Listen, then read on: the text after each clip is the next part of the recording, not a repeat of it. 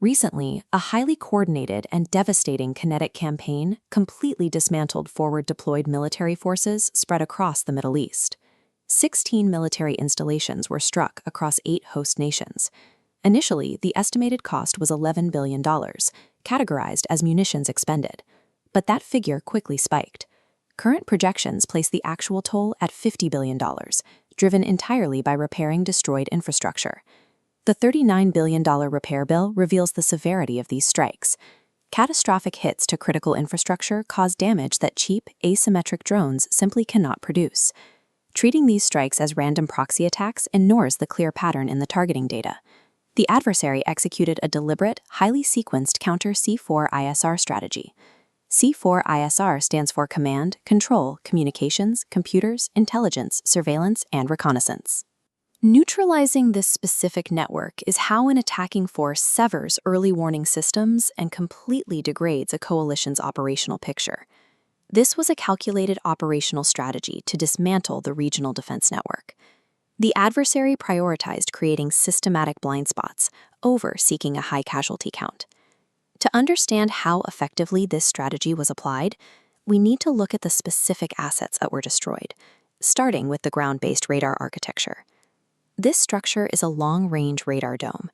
These spherical arrays house the advanced equipment that serves as the backbone of the theater's early warning air defense. Within the first month of the conflict, situational reports confirmed that nearly every American regional radar dome had been targeted and knocked offline. With the static ground sensors disabled, the focus immediately shifted to the secondary target set: mobile airborne command and control platforms. The most critical node in that set is the E-3 Sentry AWACS shown here. Its massive radar provides airborne surveillance and coordinates fleet movements. A dedicated strike on Prince Sultan Air Base in Saudi Arabia successfully hit and completely destroyed one of these $270 million E-3 platforms. Losing an E-3 inflicts severe strategic damage. It instantly degrades the coalition's ability to observe incoming threats, orient defenses, make decisions, and take action. During these same targeted strikes, communications satellite infrastructure and highly advanced F-35 fighters were also damaged. By eliminating the ground radar and the airborne command sentries simultaneously, the attacking force ensured the coalition could not simply reroute their data through a surviving backup system. The adversary systematically stripped away the coalition's ability to see the battlefield, setting the stage for the next phase of the campaign. Hitting these protected C4ISR nodes requires penetrating airspace that is supposedly impervious to attack. Standard military doctrine assumes that U.S. forward operating bases are shielded by a multi-layered air defense network of Patriot and THAAD batteries. Yet the strike data reveals a major anomaly: a successful fixed-wing bombing run by an adversary aircraft. The aircraft in question wasn't a modern stealth bomber.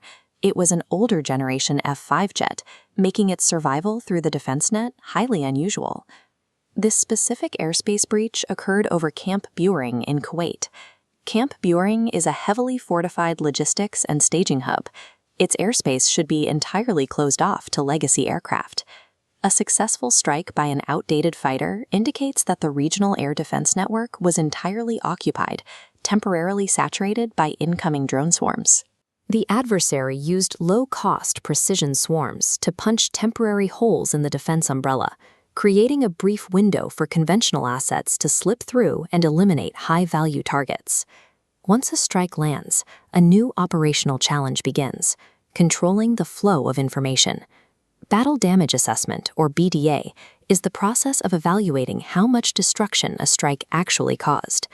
Denying the enemy an accurate BDA prevents them from knowing if they need to fire again. But the commercial space sector has democratized open-source intelligence. Private satellites now capture high-resolution imagery of military installations globally, bypassing traditional state secrecy. To counter this, the U.S. government reportedly requested a 14-day embargo on all commercial satellite imagery covering the struck installations. That 2-week delay is a tactical necessity. It prevents the adversary from immediately verifying their strike efficacy and adjusting follow-on targets based on real-time civilian data. This request required commercial geospatial companies like Planet Labs to actively withhold imagery of the region from public and market access. Operation security is no longer entirely about troop discipline or classified communications. It requires the active suppression of civilian technology. Despite the embargo, isolated images showing destroyed hangars and grounded aircraft eventually leaked online, verifying the physical scale of the damage. The sheer volume of commercial surveillance satellites in orbit makes permanent cover-ups mathematically impossible. Controlling battle damage assessment is no longer an afterthought. It is actively managed as a theater of operations, just as critical as the kinetic strikes themselves. When a regional C4 ISR network is systematically degraded, the consequences extend far beyond the perimeter of the damaged airbases. The U.S. military heavily relies on offshore naval power to project force in the region, specifically deploying carrier strike groups like the USS Abraham Lincoln. While these carrier groups provide immense firepower, they cannot serve as permanent shields for widely distributed, static ground bases facing saturated missile attacks. With the regional defense umbrella degraded, the adversary has been able to leverage blockades against Iranian ports and energy exports through the Strait of Hormuz. This reality is forcing the host nations of these military bases to reassess their positions, as their domestic stability relies heavily on the U.S. security guarantee.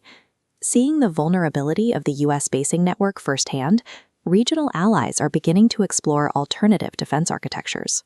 Because the U.S. security umbrella no longer guarantees the free flow of energy exports through the Gulf, host nations are seeking economic hedging strategies to maintain their trade routes. Reports indicate the UAE has actively explored trading its oil exports in Chinese yuan. This shift allows them to secure their economic survival outside the traditional dollar system if the regional blockade persists. The adversary anti-access and area denial capabilities have now matured from an asymmetric nuisance into a systemic threat. The legacy hub-and-spoke base network model is struggling to survive in a heavily contested precision strike environment. Even as troop deployments surge past 50,000 personnel in the region, adding more manpower does not solve the architectural vulnerability of static installations. The $50 billion infrastructure bill is a temporary setback. The permanent damage lies in the visible fracturing of the regional alliances and deterrence models that have anchored global security for decades.